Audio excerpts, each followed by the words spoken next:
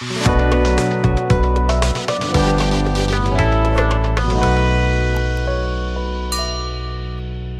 हम लोग देख चुके थे कि किसी इक्वेशन को और ज्यादा इंफॉर्मेटिव हम लोग कैसे बना सकते हैं। अब देखना है characteristics of a chemical reaction. देखो, अगर कहीं पे कोई सब्सटेंस रखा रहे तो कैसे पता चलेगा कि ये सब्सटेंस रिएक्शन कर रहा है या इसमें रिएक्शन हुआ है। इतना तो पता है कि सब्सटेंस अगर रिएक्शन करेगा तो कोई नया प्रोडक्ट का फॉर्मेशन करेगा, तो कुछ तो साइन एंड सिम्टम होना चाहिए, कुछ तो बिहेवियरल चेंजेज होनी चाहिए उसके फिजिक में, जिससे पता हम लोगों को चल सके, हम लोग ऑब्जर्व कर सके, ये बता सके कि वो सब्सटेंस में केमिकल रिएक्शन हुआ है या सब्सटेंस केमिकल रिएक्शन कर रहा है। हम लोग को इसी चीज के बारे में देखना है। तो ये पढ़ना है हम लोग को characteristics of a chemical reaction में, कि केमिकल रिएक्शन का कैरेक्टरिस्टिक्स। ध्यान से बात समझो, अगर कहीं पे कोई सब्सटेंस को वैसे ही कोई रिएक्टेंट्स को अगर रखे हुए हैं, थोड़ी देर बाद देखें कि उसमें से गैस इवॉल्व कर रहा है, तो क्या वो तो अपने आप सब्सटेंस रखने पे गैस इवॉल्व नहीं हो जाएगा? अगर वो सब्सटेंस में गैस इवॉल्व हो रहा है, मतलब क्या हुआ कि वो सब्सटेंस में केमिकल रिएक्शन हुआ है। तो इवोल्यूशन ऑफ गैस से भी हम लोग समझ सकते हैं कि सब्सटेंस में केमिकल रिएक्शन हुआ है। तो गैस का इवोल्यूशन होना वो सब्सटेंस में केमिकल रिएक्शन होने का एक प्रॉपर्टी है कि नहीं है, एक कैरेक्टरिस्टिक्स है कि नहीं है। वैसे ही है फॉर्मेशन ऑफ प्रेसिपिटेट। अगर सब्सटेंस में अभी सब्सटेंस को मिला के छोड़ दिए, थोड़ी देर बाद देखेंगे कुछ नया सब्सटेंस बना और प्रेसिपिटेट बन के नीचे आके क्या हुआ कि बैठ गया। तो शुरू में तो प्रेसिपिटेट नहीं था, और थोड़ी देर बाद क्या देखें कि कोई भी कलर का प्रेसिपिटेट बन के नीचे आके बैठ गया है। इसका मतलब क्या हुआ कि वो सब सब्सटेंस जिसको मिला के छोड़े थे वो सब में केमिकल रिएक्शन हुआ है। तब ना पहले प्रेसिपिटेट नहीं था और बाद में क्या हुआ है कि प्रेसिपिटेट बन गया है। केमिकल रिएक्शन हुआ है ना, ये कैरेक्टरिस्टिक्स हुआ कि नहीं हुआ? शुरू में नॉर्मल टेम्परेचर पे है, थोड़ी देर बाद उसमें तो गर्म लग रहा है। समझ में आ रहा कि ना रहा है? तो टेम्परेचर का चेंज हुआ तो गर्म कैसे हो गया ऑटोमेटिक? यहां से क्या पता चला कि केमिकल रिएक्शन हुआ है। केमिकल रिएक्शन हुआ होगा तब ना वो हीट को रिलीज किया है, और जब हीट को जब वो रिलीज कर रहा है तो छूने पे कैसे महसूस हो रहा है? गर्म। तो टेम्परेचर में अगर चेंज हुए, छूने पे गर्म लगे या छूने पे ठंडा लगे, तो वहां से भी हम समझ सकते हैं कि सब्सटेंस में केमिकल रिएक्शन हुआ है। अगर ठंडा लगे मतलब रिएक्शन हो रहा है, और वो कैसा रिएक्शन हो रहा है? हीट को ऑब्जर्व करने वाला। तब ना हमारे हाथ में से वो हीट एनर्जी को ऑब्जर्व कर रहा है, छूने पे कैसा लग रहा है? ठंडा लग रहा है। ये अगर हीट रिलीजिंग वाला है, एक्सोथर्मिक नेचर का है, छूने पे गर्म लगेगा। तो अगर छूने पे शुरू में नॉर्मल है, सब्सटेंस को मिला के छोड़ दिए, कैसा है? नॉर्मल। लेकिन थोड़ी देर बाद छूने पे ठंडा लग रहा है, अच्छा है, गर्म लग रहा है। समझ में रखना रहा है, ठंडा क्या है, गर्म लग रहा है। छूने पे 440 वोल्ट का करंट नहीं मार रहा है, छूने पे कैसा लग रहा है? ठंडा या गर्म। तो यहां से क्या पता चला कि केमिकल रिएक्शन हुआ है। तब ना उसके टेम्परेचर में चेंजिंग हुआ है, या तो टेम्परेचर बढ़ा है या टेम्परेचर घटा है। और घटा रहेगा तो छूने पे ठंडा लगेगा, और बढ़ा रहेगा तो छूने पे गर्म लगेगा, है ना। तो कलर में चेंज होना, सब्सटेंस को जब मिला के छोड़े तो कुछ और कलर का था, अब थोड़ी देर बाद देख रहे हैं कि प्रोडक्ट कोई भी और रंग का है, किसी और कलर का है। तो पहले था कुछ और कलर, थोड़ी देर बाद हो गया कुछ और कलर। मतलब क्या हुआ कि सब्सटेंस में केमिकल रिएक्शन हुआ है। केमिकल रिएक्शन होगा तो नया प्रोडक्ट बनेगा। तो हम लोग क्या पढ़े कि नया प्रोडक्ट का प्रॉपर्टी भी नया होता है। तो इतना तो गारंटी कि केमिकल प्रॉपर्टी भी नया होता है, फिजिकल प्रॉपर्टी नया हो भी सकता है और नहीं भी हो सकता है। तो अगर पहले उस रंग का नहीं था और बाद में कोई दूसरा रंग का दिखाई दे रहा है, मतलब केमिकल रिएक्शन हुआ है, तब ना कोई नया चीज बना है जिसका कलर नया है। तो यहाँ से भी पता चल रहा है कि केमिकल रिएक्शन हुआ है। स्टेट में चेंज होना, सब्सटेंस को मिला है तो रिएक्टेंट कोई और स्टेट का है, बाद में थोड़ी देर बाद कोई और स्टेट का बन गया। ये हो सकता है कि ठंडा अंडा गर्म करेंगे तो स्टेट चेंज हो सकता है। तो यहाँ से भी कोई दिक्कत नहीं है, यहाँ से भी स्टेट का चेंज समझा जा सकता है। लेकिन अगर हम कुछ भी नहीं करें, अपना से ना ही उसमें हीट ऐड करें और ना ही हीट को हम उसमें से निकालें, फ्रिज व्रिज में नहीं रखें, नहीं अपने से गर्म करें, बर्नर पे नहीं रखें, ऑटोमेटिक उसका स्टेट में चेंजिंग हो जाए, मतलब क्या? केमिकल रिएक्शन हुआ है। तब ना स्टेट बदल गया है, रिएक्टेंट कोई और स्टेट में, अब प्रोडक्ट देखें कि कोई थोड़ा देर बाद कोई और स्टेट में हो गया है। तो स्टेट के बदलने से भी हम ये ऑब्जर्व कर सकते हैं, समझ सकते हैं कि वो सब सब्सटेंस में केमिकल रिएक्शन हुआ है। तो ये सब कुछ कैरेक्टरिस्टिक्स है जिससे पता चलता है कि सब्सटेंस में रिएक्शन हुआ है। ठीक है, तो वो सब लिख लें हम लोग। जवाब characteristics of a chemical reaction, कुछ कैरेक्टरिस्टिक्स है, क्या क्या है? Evolution of gas, gas evolve करे, चाहे प्रेसिपिटेट का फॉर्मेशन हो, टेम्परेचर में चेंज हो, छूने पे गर्म या ठंडा लगे, स्टेट में चेंजिंग हो, रिएक्टेंट कोई और स्टेट में है, प्रोडक्ट कोई और स्टेट का हो गया, कलर में चेंज होना, है ना। तो ये सब वो कैरेक्टरिस्टिक्स है जिसको देख के ऑब्जर्व करके हम समझ सकते हैं कि रिएक्शन हो रहा है या केमिकल रिएक्शन हुआ है। तो केमिकल रिएक्शन के बारे में हम लोग को पता चल जाएगा। तो बहुत सारा वैसा रिएक्शन होता है जिसमें गैस का इवोल्यूशन होता है। पहले नंबर में ये है ना, इवोल्यूशन ऑफ गैस, जिसमें गैस का जैसे कि अगर रिएक्शन होगा तो ऑक्सीजन गैस इवॉल्व होगा, चाहे कार्बन डाइऑक्साइड गैस इवॉल्व होगा, चाहे हाइड्रोजन गैस इवॉल्व होगा। तो गैस के इवोल्यूशन से हम समझ सकते हैं कि केमिकल रिएक्शन हुआ है। तो पहले वाला हम लोग शुरू करते हैं, evolution of gas. First number क्या है? Evolution of gas. बहुत सारा रिएक्शन है इसमें गैस इवॉल्व होता है। Oxygen gas, carbon dioxide, hydrogen gas, nitrogen gas, ammonia. Ammonia बहुत खराब स्मेल करता है, बहुत ही अनप्लीजेंट स्मेल करता है, उसको बोलते हैं पंजेंट स्मेल। बहुत सारे केमिकल रिएक्शन में आएगा अमोनिया का। तो बहुत सारा रिएक्शन है जिसमें गैसेस का इवोल्यूशन होता है। जैसे कि यहाँ पे देखो, तो जिंक रिएक्शन किया है सल्फ्यूरिक एसिड के साथ, H2SO4 क्या सल्फ्यूरिक एसिड। वैसे जिंक नहीं, कोई भी मेटल जिसका रिएक्टिविटी हाइड्रोजन से ज्यादा है, अगर एसिड के साथ रिएक्शन करता है तो सॉल्ट बनाएगा और हाइड्रोजन गैस इवॉल्व होता है। तो जिंक भी एक मेटल ही है ना, आगे हम लोग एसिड बेस एंड सॉल्ट में पढ़ेंगे, मेटल एंड नॉन मेटल में भी पढ़ेंगे।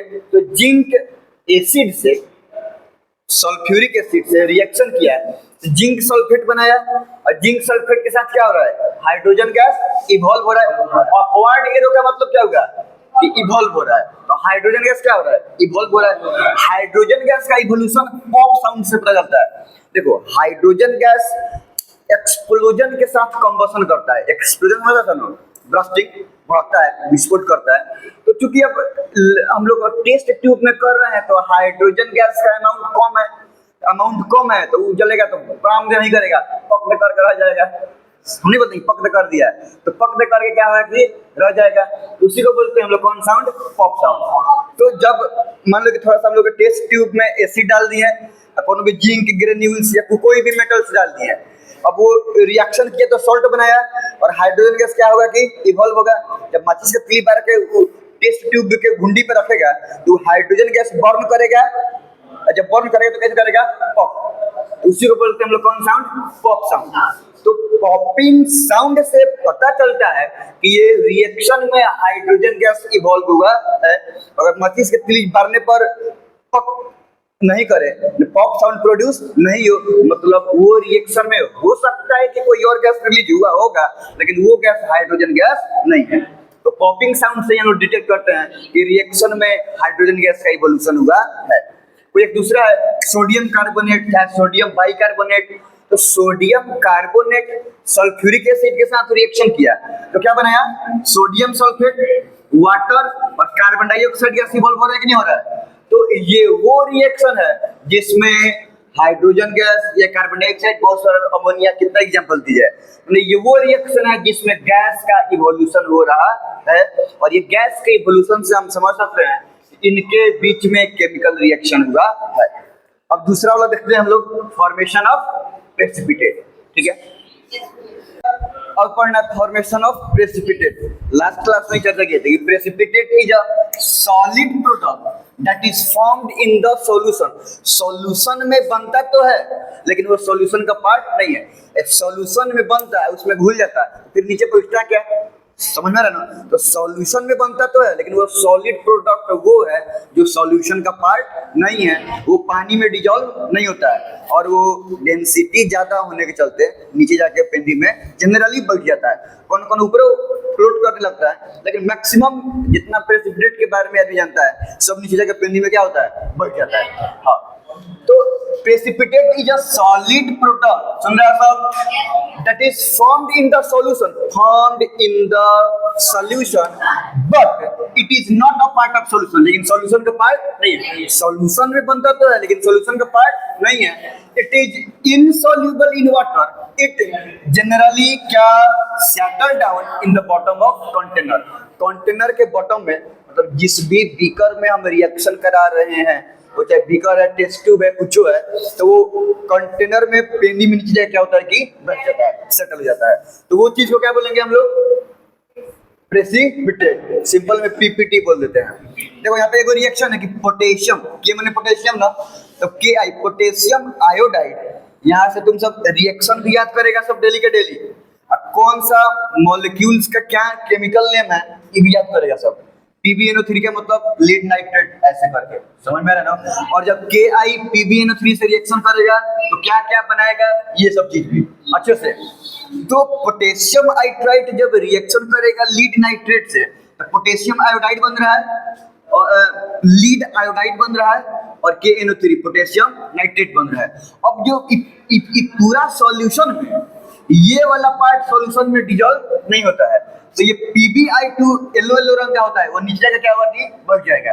ये जो लीड आयोडाइड है ये येलो प्रेसिपिटेट है। कौन सा प्रेसिपिटेट है? कलर भी याद रखना इंपॉर्टेंट है। तो लीड आयोडाइड येलो प्रेसिपिटेट है, सॉल्यूशन में ये येलो रंग का कोई चीज नीचे जाके बैठ जाए तो समझ जाओ कि वो क्या है कि लीड आयोडाइड है। ठीक, दूसरा वाला है बैरियम क्लोराइड, सल्फ्यूरिक एसिड से रिएक्शन करेगा तो बैरियम सल्फेट बनाएगा और हाइड्रोक्लोरिक एसिड बनाएगा, हाइड्रोजन क्लोराइड। और ये पूरा सॉल्यूशन में जो बैरियम क्लोराइड होता है वो प्रेसिपिटेट होता है। सब का सब अनबैलेंस रिएक्शन है, घर पे जाके बैलेंस करना, सब बैलेंसिंग सिखाते हैं ना ABCD से या ट्रायल एंड एरर मेथड से, जो जिससे भी मन करे। अभी बस इक्वेशन को जानो, रिएक्शन को जानो। तो जो बैरियम सल्फेट होता है, ये बैरियम सल्फेट कौन सा प्रेसिपिटेट है? व्हाइट प्रेसिपिटेट, व्हाइट रंग का कोई चीज नीचे के बैठ जाता है, तो ये बैरियम सल्फेट होता है प्रेसिपिटेट, व्हाइट प्रेसिपिटेट। और ये वाला रिएक्शन तो लास्ट क्लास में लोग पढ़ के किए थे, पता नहीं तुम लोग याद है कि नहीं याद है, घर पे जाके कॉपी पे खोला होगा सब तो याद होगा कि सोडियम क्लोराइड सिल्वर नाइट्रेट से रिएक्शन करेगा तो सोडियम नाइट्रेट और सिल्वर क्लोराइड का फॉर्मेशन होगा। समझ रहे हैं सब लोग? तो इस रिएक्शन में ये प्रोडक्ट में सिल्वर क्लोराइड हमारा व्हाइट प्रेसिपिटेट होता है। कैसे बैरियम सल्फेट व्हाइट प्रेसिपिटेट है, वैसे ही जब सोडियम क्लोराइड सिल्वर नाइट्रेट से रिएक्शन करेगा एक प्रोडक्ट बनेगा। जिस प्रोडक्ट में सोडियम नाइट्रेट और सिल्वर क्लोराइड होगा, इस सिल्वर क्लोराइड क्या होगा कि व्हाइट प्रेसिपिटेट, मतलब सॉल्यूशन का पार्ट नहीं है, ये व्हाइट रंग का नीचे क्या होगा कि पेंदी में बढ़ जाएगा। इस सिल्वर क्लोराइड बैरियम सल्फेट के जैसा व्हाइट प्रेसिपिटेट है। तो दुगो हो गया, एगो तीसरा क्या बच गया हमारा? Change in temperature. थोड़ा सा देखे जाए चेंज इन टेम्परेचर, ये तो अभी तो दुगो हो गया, evolution of gas, formation of precipitate. अभी बाकी है change in temperature, change in colour, change in state, change in temperature. देखो हम वैसे बताएं कि बहुत सारा रिएक्शन में वैसा भी पढ़े लोग नहीं, इंडोथर्मिक एक्सोथर्मिक स्पेशली अलग से वैसा, हाँ वैसा रिएक्शन जिसमें हीट इवॉल्व होता हो उसको बोलेंगे हम लोग, जिसमें हीट इवॉल्व होता हो। एक्सोथर्मिक रिएक्शन वो छूने में कैसा लगेगा?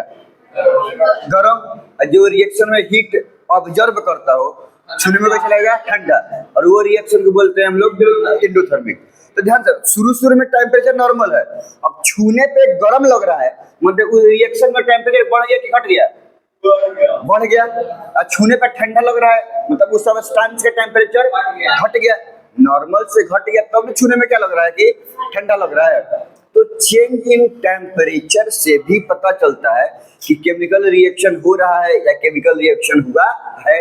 चेंज इन टेम्परेचर एक इम्पॉर्टेंट कैरेक्टरिस्टिक्स है जिसको टच करके हम पता कर सकते हैं कि केमिकल रिएक्शन हुआ है कि नहीं हुआ है। तो क्या होगा, या तो जब रिएक्शन हुआ होगा तो या तो टेम्परेचर बढ़ जाएगा एक्सोथर्मिक वाला में, या तो टेम्परेचर घट जाएगा इंडोथर्मिक वाला में। तो अब हम लोग देखते हैं चेंज इन टेम्परेचर।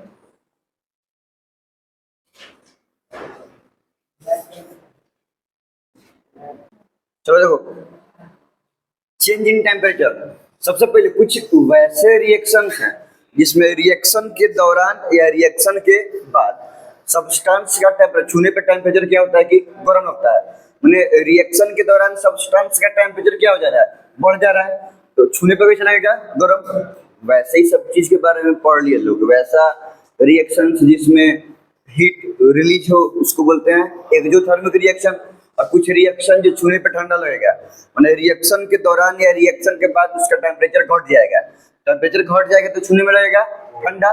तो वैसा रिएक्शन जो हीट को रिलीज नहीं कर रहा है, हीट को ऑब्जर्व कर रहा है, छुएंगे तो हाथ में से हीट एनर्जी को ऑब्जर्व करेगा, और जब बॉडी से हीट एनर्जी निकलता है तो कैसा महसूस होता है, ठंडा। ठंडा हाथ में बर्फ रखेगा, हाथ पे बर्फ रखे देखो सब कैसा महसूस होगा, क्यों ठंडा महसूस होगा, बर्फ तो बर्फ है। जब हम हाथ पे रखेंगे तो हाथ से वो हीट एनर्जी को ऑब्जर्व करके बर्फ पिघल के पानी बनेगा। तो जो बर्फ पिघलता है वो क्यों पिघलता है, क्योंकि हाथ से हीट एनर्जी को ऑब्जर्व करता है, माने पाम से हीट एनर्जी ट्रांसफर होता है किसमें, आइस में, बर्फ में। तो हीट एनर्जी पाम से निकल रहा है तो पाम को कैसे महसूस हो रहा है, ठंडा। बुखार जब होता है, बुखार, तो हम लोग को बुखार जिस बॉडी को हुआ है वो आदमी को कैसे महसूस होता है, ठंडा। जिसको बुखार लगा रहता है कैसे महसूस होता है, ठंडा। बुखार वाला आदमी को जाके देख छूना, गर्म रहेगा, क्यों गर्म, गर्म क्यों रहेगा, मतलब छूने पे बॉडी लग रहा है गर्म, इसका मतलब ये नहीं है कि वो जो आदमी को छू रहे हैं उसको भी गर्मी महसूस होगा ना, उसको महसूस होगा ठंडा। उसके बॉडी से क्या होता है, हीट रिलीज हो रहा है, तो हम छू रहे हैं तो उसका बॉडी से जो हीट रिलीज हो रहा है वो हीट हमारे हाथ में जा रहा है, तो हमको कैसे महसूस हो रहा है, गर्म। और जो बॉडी को छू रहे हैं वो बॉडी से हीट रिलीज हो रहा है, तो बॉडी में से हीट निकल रहा है ना, उस बॉडी को कैसे फीलिंग होगा, ठंडा। समझ में आ रहा ना, इसलिए बुखार होता है। तो जिसको बुखार हुआ है उसको ठंडा महसूस होगा, सामने वाले को छूने पर कैसे महसूस होगा, गर्म। ठीक है, तो वो रिएक्शन जिसमें हीट एब्जॉर्ब होता है उस रिएक्शन को क्या बोलते हैं हम लोग, एंडोथर्मिक रिएक्शन। अरे वो कुछ रिएक्शन यहाँ पे, ये तो रिएक्शन हम लोग रिवाइज्ड है। जिंक कोनो मेटल सल्फ्यूरिक एसिड से रिएक्शन कर रहा है, जेडीएनएस पर जिंक सल्फेट बन रहा है, हाइड्रोजन गैस इवॉल्व करेगा, और देखो हीट एनर्जी भी निकल रहा है। टेस्ट ट्यूब को छुओगे तो गर्म महसूस होगा, तो हीट एनर्जी रिलीज हो रहा है, तो अपना टेस्ट ट्यूब को छूने पे गर्म महसूस हो रहा है। और वैसे भी हम लोग वो मोर इंफॉर्मेटिव वाला में पढ़े थे लोग कि अगर रिएक्शन के प्रोडक्ट में अगर हीट है, इसके मतलब वो कौन सा रिएक्शन है, एक्सोथर्मिक। पढ़े थे लोग कि वैसा रिएक्शन जिसके प्रोडक्ट में अगर रिएक्शन का नेचर एक्सोथर्मिक है, माने रिएक्शन होने पर हीट को रिलीज कर रहा है, तो हम उसके प्रोडक्ट साइड में क्या लिख देते हैं, हीट। और अगर नेचर इंडोथर्मिक है, हीट को ऑब्जर्व करके रिएक्शन कर रहा है, तो हीट को ऑब्जर्व कर रहा है तब रिएक्शन कर रहा है, तो वो रिएक्शन के रिएक्टेंट में हम लोग लिख देते हैं हीट। तो रिएक्टेंट में अगर लिखा हुआ है हीट, इसके मतलब ये हो गया कि ये कौन सा रिएक्शन है, एंडोथर्मिक। और प्रोडक्ट में हीट लिखा हुआ है, ये कौन सा रिएक्शन है, एक्सोथर्मिक। तो वैसे ही इसमें कैल्शियम ऑक्साइड वाटर से रिएक्शन करेगा, कैल्शियम हाइड्रोक्साइड बनाएगा, और यहाँ पर भी प्रोडक्ट में हीट है, हीट एनर्जी क्या कर रहा है कि रिलीज कर रहा है। तो ये सब वो रिएक्शन है जिसमें हीट एनर्जी रिलीज हो रहा है। हीट एनर्जी रिलीज होगा तो सब्सटेंस का टेम्परेचर बढ़ जाएगा, और जब सब्सटेंस का टेम्परेचर बढ़ रहा है मतलब ये कौन सा रिएक्शन है, एक्सोथर्मिक रिएक्शन। ठीक है, ये याद रखना। कैल्शियम ऑक्साइड को हम लोग क्विक लाइम बोलते हैं, कैल्शियम हाइड्रोक्साइड को बोलते हैं हम लोग स्लैक लाइम। तो ऐसे भी देता है कि जब क्विक लाइम वाटर से रिएक्शन करेगा, चूना में पानी उड़ जाता है, करता है, गर्म भी हाथ लगाएगा जल जाएगा, समझ में आ रहा है। क्विक लाइम वाटर से रिएक्शन करेगा तो कैल्शियम हाइड्रोक्साइड बनाता है, स्लैक लाइम बनाता है, और हीट एनर्जी भी क्या होता है कि रिलीज होता है। तो CaO कैल्शियम ऑक्साइड को बोलते हैं quick lime, calcium hydroxide CaOH का होल 2 को बोलेंगे हम लोग स्लैक लाइम। ये लिख लो कहीं साइड में, लिखना CaCO3, इसको बोलते हैं कैल्शियम कार्बोनेट। क्या बोलेंगे इसको, कैल्शियम कार्बोनेट। कैल्शियम कार्बोनेट को हम लोग बोलते हैं lime stone, lime stone. Calcium hydroxide carbon dioxide से रिएक्शन करेगा तो लाइम स्टोन बनेगा, माने कैल्शियम कार्बोनेट बनेगा। आगे हम लोग देखेंगे लोग। ये रिएक्शन में प्रोडक्ट में हीट रिलीज हो रहा है, एक्सोथर्मिक हो गया, और कुछ रिएक्शंस में टेम्परेचर को घट जाता है क्योंकि वो हीट एब्जॉर्बिंग रिएक्शन होता है। तो वो रिएक्शन कौन सा हो गया, एंडोथर्मिक। देखो यहाँ पे बैरियम हाइड्रोक्साइड अमोनियम क्लोराइड से रिएक्शन किया है, BaOH का होल 2 बैरियम हाइड्रोक्साइड रिएक्शन करेगा अमोनियम क्लोराइड के साथ, और साथ में हीट भी चाहिए। हीट अगर नहीं रहेगा तो रिएक्शन प्रोसीड नहीं करेगा, क्योंकि हीट एब्जॉर्बिंग रिएक्शन है ना, वो हीट लेके उतना टेम्परेचर पे पहुंचेगा तब जाकर रिएक्शन करना शुरू करेगा। छूने पे कैसे महसूस होगा? ठंडा, क्योंकि हीट रिलीज नहीं करेगा, हीट एब्जॉर्ब करेगा। तो इसमें रिएक्टेंट साइड में लिखे हैं हीट, तो barium chloride ammonia gas NH3 है ना, अमोनिया गैस और H2O वाटर के सब बन रहा है एज अ प्रोडक्ट। जो अमोनिया गैस है, ये अमोनिया गैस का ही स्मेल पंजेंट स्मेल होता है, बहुत ही खराब है। एक बार स्मेल करने के बाद याद हो जाएगा कि हाँ, जैसे ही अमोनिया गैस रिलीज होगा स्मेल होगा, स्मेल होके समझ में आ जाएगा कि ये वाला कौन सा गैस है, अमोनिया गैस है। तो उसके पेंजेंट स्मेल से ही पता चल जाता है कि ये रिएक्शन में अमोनिया गैस का इवोल्यूशन हुआ है। खैर यहाँ पर ये हीट एब्जॉर्बिंग रिएक्शन है, मतलब ये वाला रिएक्शन कैसा रिएक्शन है? एंडोथर्मिक रिएक्शन है। इसमें टेम्परेचर घट जाएगा। तो सब्सटेंस के टेम्परेचर बढ़ने और घटने से भी पता चल सकता है कि रिएक्शन हुआ है। अब इसके नेक्स्ट वाला प्रॉपर्टी हम लोग पढ़ेंगे लोग, चेंज इन कलर। मान लो कि रिएक्शन से पहले सब्सटेंस को मिलाए हुए हैं, तो रिएक्टेंट्स का कलर कुछ और है। अब कुछ हम लोग किए नहीं, मान लो होता है कि रंग मिला दिए तो रंग बदल गया, हम कुछ नहीं किए, बस सब्सटेंस को मिला के छोड़ दिए। देखें कुछ और कलर है, थोड़ा देर के बाद देखें रिएक्शन होने के दौरान या रिएक्शन के बाद देखने में आ रहा है कि सब्सटेंस पहले कुछ और रंग का था और वापस से उसके बाद कुछ और रंग का हो गया है। मतलब क्या हुआ? उसमें केमिकल रिएक्शन हुआ है, अपना जो प्रोडक्ट बना है उसका प्रॉपर्टी बदला है। पहले कुछ और कलर था और बाद में कलर कुछ और हो गया। तो कलर के चेंज होने से भी आदमी ये अंदाजा लगा सकता है कि सब्सटेंस में केमिकल रिएक्शन हुआ है। ठीक है, तो चेंज इन कलर भी एक इम्पॉर्टेंट कैरेक्टरिस्टिक्स है ये पता करने के लिए कि सब्सटेंस में केमिकल रिएक्शन हुआ है कि नहीं। कुछ इंपॉर्टेंट है, क्वेश्चन पूछता है ये वाला पार्ट कि पहले कौन सा कलर का होता है, रिएक्शन करने के बाद कौन सा कलर का हो जाता है। समझ में आ रहा है ना? ये सब इंपॉर्टेंट पार्ट है, इसको लिख लिया जाए।